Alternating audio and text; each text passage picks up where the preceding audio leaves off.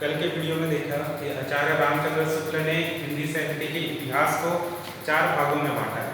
तो 4 भागों में सबसे पहला काल था वीरगाथा काल। वीरगाथा काल को आदिकाल, चारण काल, सामंत काल ऐसा अनेकों नाम से जानते हैं।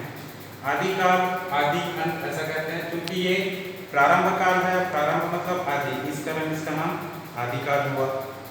वीरगाथा, इस काल में अत्यधिक जो रचनाएं हैं वो वीरों की गाथाएं मिलने के कारण इस काल का नाम वीरगाथा काल पड़ा।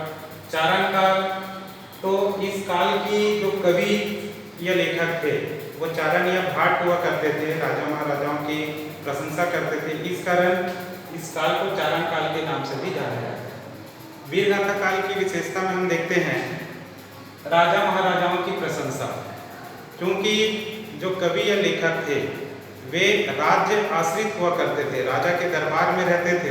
क्योंकि वो राज्य आश्रित कवि हैं, इस कारण उसके कविताओं में, उनकी रचनाओं में अधिकतर राजा महाराजाओं की प्रशंसा ही दिखाई देती है। दूसरा देखते हैं वीर रस श्रृंगार रस की प्रधानता। जो चारण या भाट है वो अपने राजा महाराजाओं की वीरता का बखान करते थे, उसमें अत्यधिक श्रृंगार जो शैली है उनका प्रयोग करके उनकी केवल वीरता को ही दिखाया करते थे। वो वीरता में वो काल्पनिक पुष्टि भी करते थे। तो इस तरह इसमें वीर रस और श्रृंगार रस की प्रधानता अत्यधिक देखने को मिलती है। युद्धों का सजीव चित्रण, सजीव मतलब जो उसको जीता जागता देख रहा है। क्योंकि चारण और भाट केवल कवि ना रहकर उस राज दरबार में कोई ना कोई सेना के बड़े पद में हुआ करते थे, और सेना में रहने के कारण वो युद्ध जो होता था उनको सजीव रूप में स्वयं अपने सामने देखा करते थे। इस कारण जब भी वो अपनी कलाकृति करते थे और उसमें युद्धों का जब चित्रण करते थे, युद्धों का जब वर्णन करते थे, तो वास्तव में लगता था कि वो सजीव है, और हम जब उसको पढ़ते हैं तो लगता है कि हम वास्तव में उस चित्र को हम देख रहे हैं।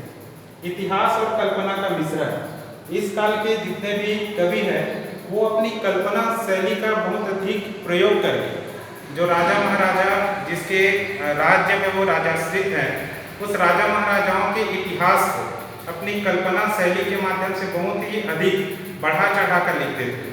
तो इतिहास और कल्पना का मिश्रण इस काल में हमको देखने को मिलता है। नायिका का नख-सिख वर्णन, नख-सिख मतलब नाखून से लेकर उनके सिरों के बालों तक का वर्णन इस काल में मिलता है। अर्थात ऐसा है कि एक राज्य की राजकुमारी है तो दूसरे राज्य के राजकुमार को उसके सौंदर्य वर्णन करते थे, जिससे वो उस राजकुमारी के प्रति आसक्त होता था और उसको पाने की लालसा में उस राज्य में वो आक्रमण करता था और फिर उसे प्राप्त करता था। तो ऐसे नायिकाओं का नख-सिख वर्णन, नायिकाओं के सौंदर्य वर्णन भी इस काल में भरी पड़ी है। इस काल की कुछ प्रमुख रचनाएं और रचनाकारों के नाम इस प्रकार है। पृथ्वीराज रासो चंद्रबरदाई के द्वारा लिखा गया था। कुमार रासो, दलपति विजय, बीसरदेव रासो, नरपति नागा। बोर्ड परीक्षाओं में प्रश्न आता है कि आदिकाल की विशेषताएं बताते हुए उनके 2 रचना व रचनाकारों के नाम लिखिए।